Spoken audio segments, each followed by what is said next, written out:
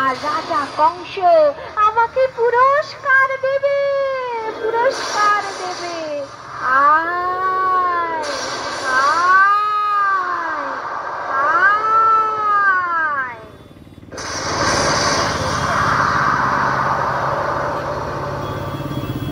এইভাবে পুতনা কৃষ্ণকে মারবে বলে আড়ালে নিয়ে যায়, কিন্তু রাখে কৃষ্ণ, মারে কে?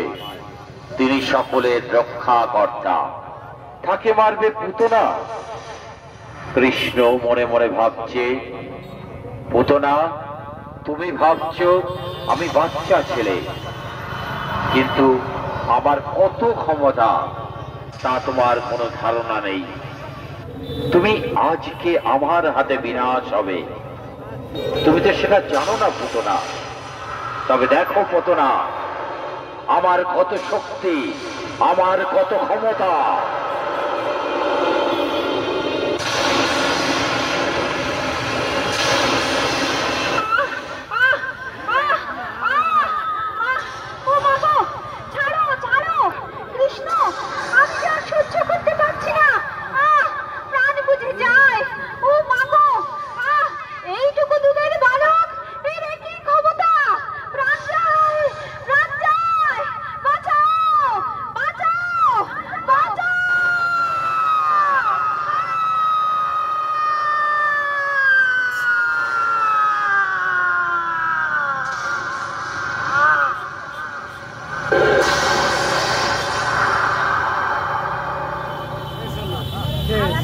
এখনকার মতো শেষ হলো।